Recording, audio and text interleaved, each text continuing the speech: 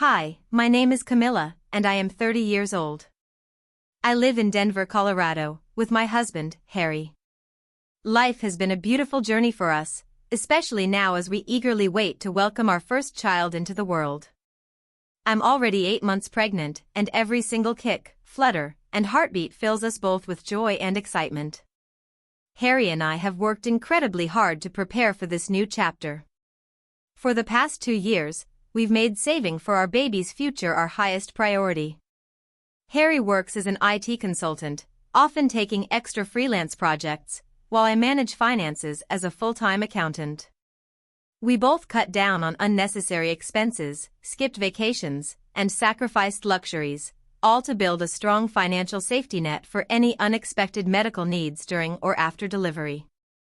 Together, we managed to save $150,000 specifically for our baby's hospital expenses, treatments, and care.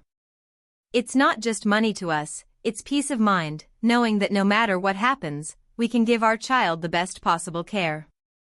Throughout my pregnancy, Harry has been my rock. He attends every doctor's appointment, helps set up the nursery, and even reads parenting books with me at night. We've painted the nursery a soft sky blue, assembled the crib together, and stocked up on all the baby essentials. Every detail is filled with love and hope. One of the biggest blessings in my life has also been Harry's mother, Amanda. Since my own parents live far away, Amanda has stepped into that motherly role for me with open arms. She's kind, warm, and deeply excited about becoming a grandmother.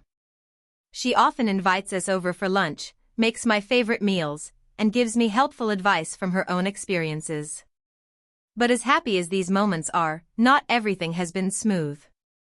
Rebecca, Harry's older sister, has always had a complicated relationship with us. Over the years, she's struggled with infertility, which I truly sympathize with. But instead of finding peace, Rebecca has allowed her pain to turn into resentment toward me.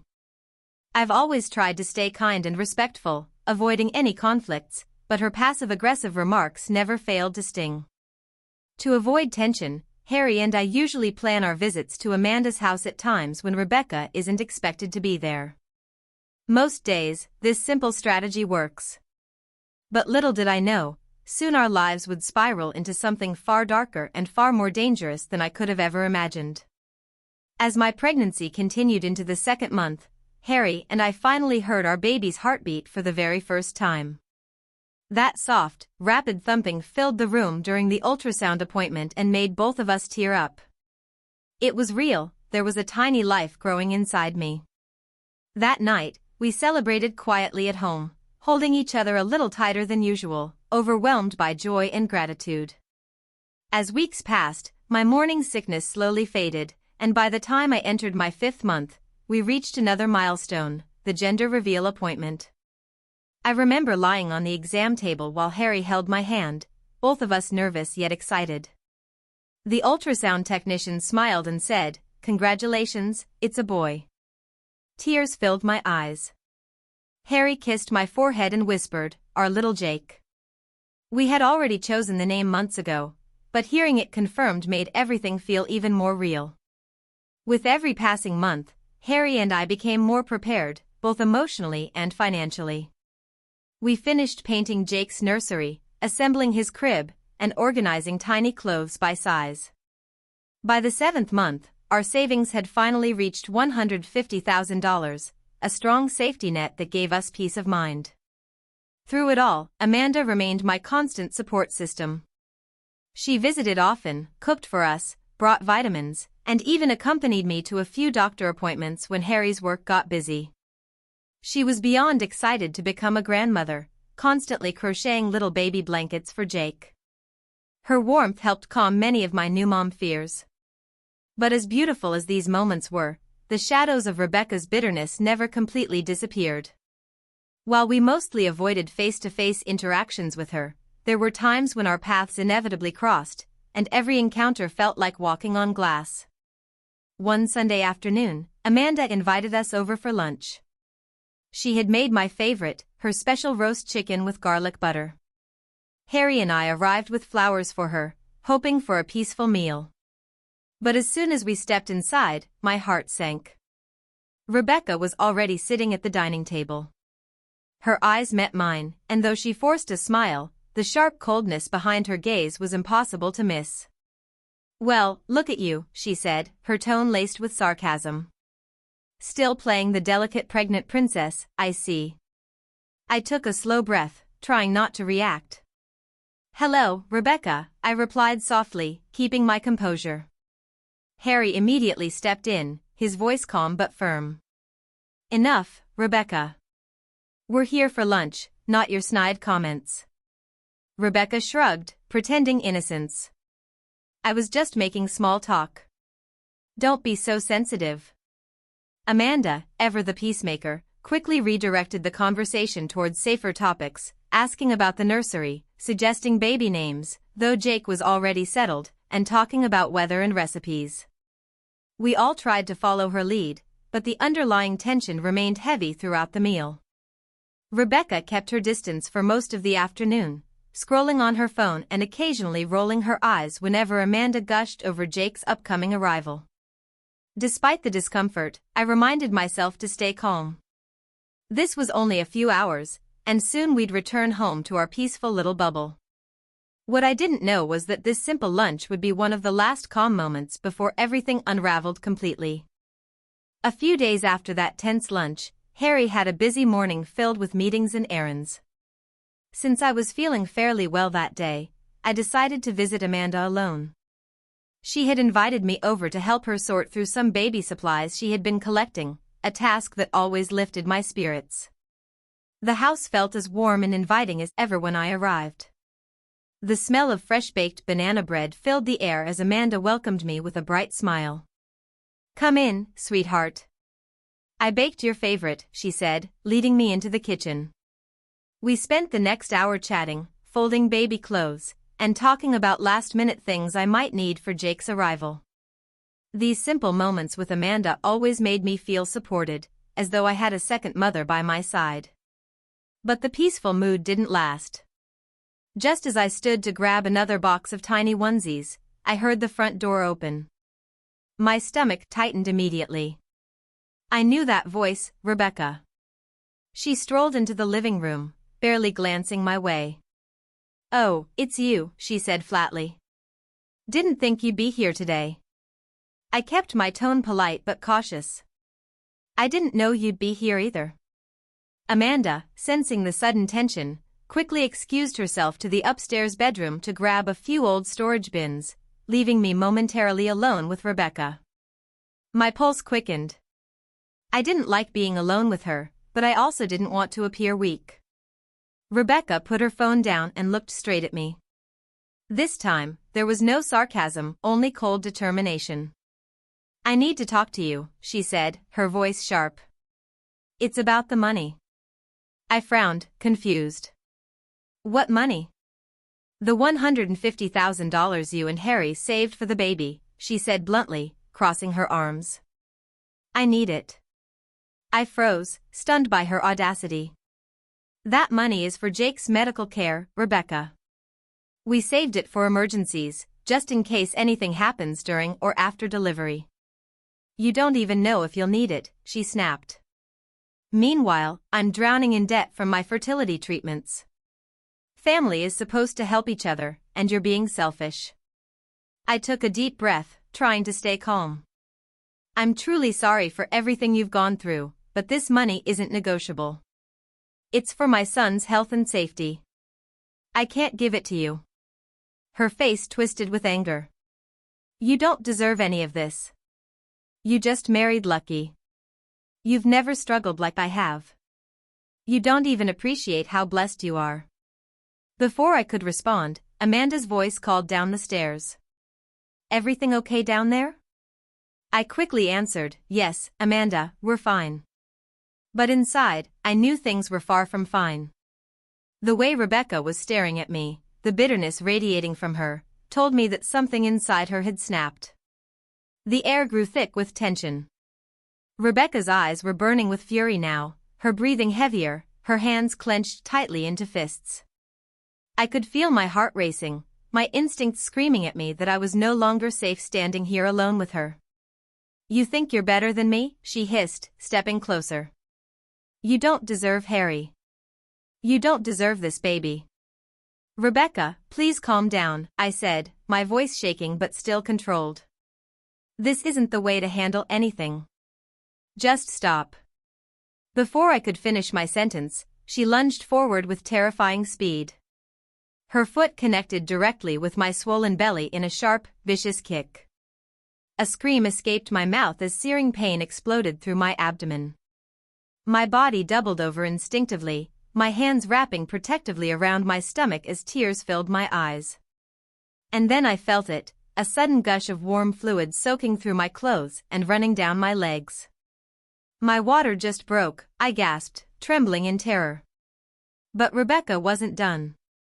With my body weakened and hunched forward, she reached out, grabbed a fistful of my hair, and yanked it violently backward, pulling my head up. Sharp pain shot through my scalp as I cried out. Then, with cruel aggression, she used her other hand to grab my face, squeezing my cheeks and mouth harshly, her nails digging into my skin. She snarled, "Maybe if I ruin your perfect little life now, you'll finally understand real pain." I was sobbing uncontrollably, struggling to breathe through the tight grip she had on my face. The baby, my precious Jake, was all I could think about. Every second felt like an eternity. Suddenly, a loud scream erupted from behind us. "Rebecca!" Amanda shouted from the hallway. She had returned from upstairs and now stood frozen in horror, witnessing her daughter attacking me. In a flash, Amanda rushed forward, pure rage in her voice. Without hesitation, she slapped Rebecca hard across the face with a sharp crack that echoed through the room. "What is wrong with you?" Amanda screamed. "She's 8 months pregnant. You've crossed the line this time, far beyond anything I ever imagined." Rebecca stumbled back, momentarily stunned by her mother's fury. Amanda didn't waste another second. She fumbled to grab her phone while shouting at me, "Camilla, stay with me. Don't move. I'm calling Harry. I'm calling 911 right now." My vision blurred as the pain intensified. My breath was shallow, but I nodded weakly, grateful that Amanda was here. Within minutes, everything turned into chaos. Harry arrived in a panic, his face pale as he rushed toward me. He gripped my hand as the paramedics carefully lifted me onto a stretcher. Tears streamed down his face as he whispered, "I'm here, sweetheart. I've got you. Baby's going to be okay. Just hold on." The police followed close behind. Officer Scott, with calm but firm authority, stepped forward as his team secured Rebecca's wrists in handcuffs. "You're under arrest for felony assault and endangering an unborn child," Officer Scott stated coldly. "You have the right to remain silent." Rebecca, still breathing heavily, tried to protest, but Amanda cut her off sharply. "Enough. You brought this on yourself, Rebecca. You've gone too far, and now you'll face the consequences." As Harry rode with me in the ambulance, Officer Scott and his team took Rebecca into custody. Amanda stayed behind to provide the police with full access to her home's security cameras, which had captured the entire horrifying assault on video, undeniable evidence of her daughter's crime. Everything had changed. My peaceful pregnancy had turned into a nightmare, but the fight to protect my baby had only just begun. The ride to the hospital felt like a blur, flashing red lights, the steady beeping of the machines in the ambulance. Harry's panicked voice whispered words of comfort as my own tears streamed down my cheeks. The sharp pain continued pulsing through my body while I desperately tried to stay conscious, focusing on Jake's safety. "Stay with me, Camilla. Just breathe. We're almost there," Harry kept repeating, squeezing my hand as if afraid to let go. The paramedics worked quickly, monitoring my vitals and administering medication to control the pain. One of them spoke gently, "You're doing great, Camilla. Just hold on for your little one." As we arrived at the hospital, a team of doctors and nurses were already waiting. The doors flew open as they wheeled me inside, rushing me straight into the emergency maternity unit. Bright lights surrounded me, and I could hear the urgency in the medical staff's voices. Prepare for emergency C-section. Preterm labor. Approximately 34 weeks. I felt Harry's hand slip from mine as the team separated him to prep for surgery. His face disappeared behind the flurry of medical staff. I whispered softly before they wheeled me into the operating room, "Please take care of our son." The last thing I saw before drifting into anesthesia was Harry mouthing, "I love you." Hours later, I woke up in a hospital bed, groggy and sore from surgery. The steady hum of machines and monitors surrounded me as reality slowly returned. My hands instinctively reached toward my stomach, empty now. My heart raced. "Jake," I whispered, my voice barely audible. A nurse leaned over, gently touching my arm. "Camilla, you're awake. Everything went well. Your son is stable but in the NICU. He's a strong little fighter." Tears of relief filled my eyes. My baby was alive. Moments later, Harry entered the room, looking exhausted but deeply relieved. His eyes were glossy as he sat beside me and took my hand. "Jake's doing okay," he whispered. "He's small, but the doctors are confident. You both made it." I squeezed his hand weakly. "And Rebecca?" His jaw tightened. "She's in jail, where she belongs. Officer Scott and his team arrested her on the spot." Mom handed over the full security footage from the living room. It captured everything, her threats, the attack, everything. He paused before continuing. "Amanda is fully supporting us. She's staying strong, but she's heartbroken over what her daughter has done." I closed my eyes, feeling a mixture of relief, anger, and sadness. "We have to make sure she's held accountable," I whispered. Harry nodded. "I've already contacted Attorney Eric. He's gathering all the evidence. Rebecca's actions won't go unpunished." Though my body ached, my mind was clear. This fight wasn't over. She had almost destroyed my child's life, and now she would finally face the full weight of justice. The days that followed felt like a delicate balance between fear and hope. Jake was placed inside the NICU, a small incubator surrounded by countless wires, monitors, and machines tracking his every breath. His tiny chest rose and fell steadily, but every beep from the monitor kept my heart suspended. Harry and I visited him every day, spending hours sitting beside his incubator, whispering soft words through the glass. The first time I was allowed to touch his tiny hand through the small opening, tears poured down my cheeks. His little fingers curled instinctively around my finger, so small, so fragile, yet so full of life. The doctors remained cautiously optimistic. "He's a strong little guy," the neonatologist assured us. At 34 weeks, babies often do very well with proper NICU care. "We'll continue to monitor his breathing, feeding, and growth." Amanda visited regularly, bringing warm meals, clean clothes, and emotional support for both of us. She sat beside me many nights, often silent, but offering the kind of comfort only a mother figure can give. Every time she glanced at Jake, I saw both love and pain in her eyes, love for her grandson, and heartbreak over her own daughter's unforgivable actions. "Camilla, you're stronger than you know," she told me gently one evening. "And Jake, he's a fighter, just like his mother." Harry stayed by my side the entire time. Even while managing paperwork with Attorney Eric and speaking to the detectives, he never missed a single NICU visit. Each night before leaving the hospital, we stood together, watching our son sleep, whispering promises of the life we would give him once he was strong enough to come home. As the days turned into weeks, Jake grew steadily. His breathing improved, his weight increased, and slowly, the wires and tubes were removed one by one. The nurses, who had grown attached to him, often praised his progress. Finally, after 5 long weeks, the doctor smiled and delivered the news we had prayed for. "Your son is ready to go home." I broke down into tears as Harry wrapped his arms around me. "We're finally taking our little boy home," he whispered. The day we left the hospital with Jake in our arms was the most emotional moment of my life.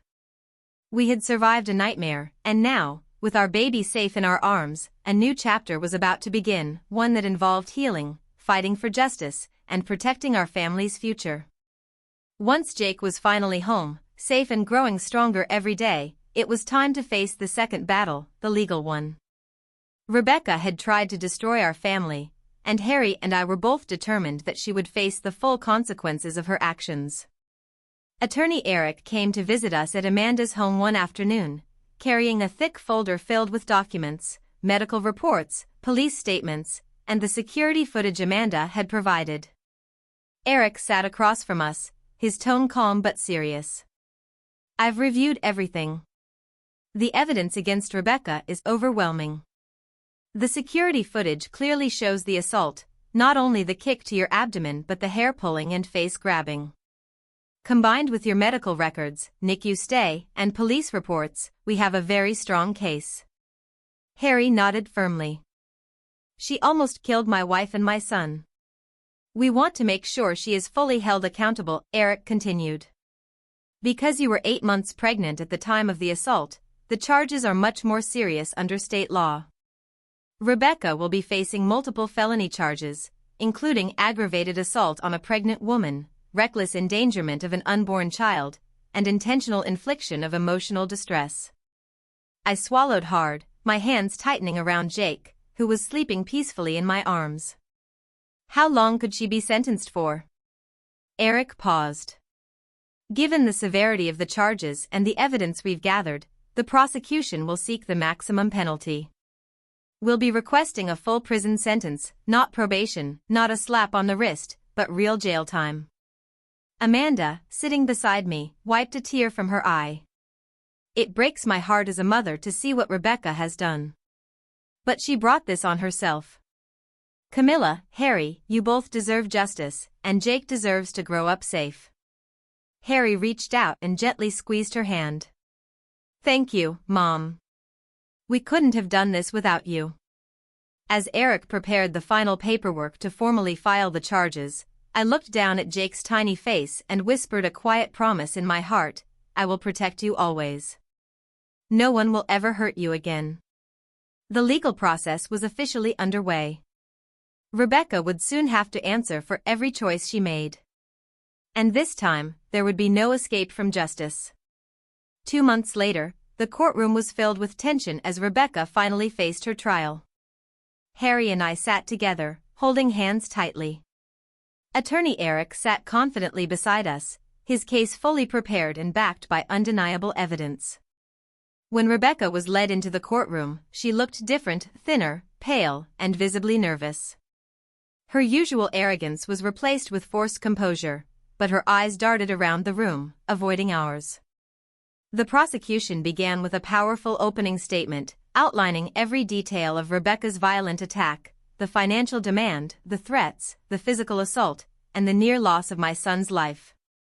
The video footage from Amanda's security cameras played on a large screen, showing the entire incident exactly as it happened: the furious argument, Rebecca's vicious kick to my stomach, the hair pulling and face grabbing, my collapse as my water broke. The room fell silent as the footage ended. No one could deny what they had just witnessed.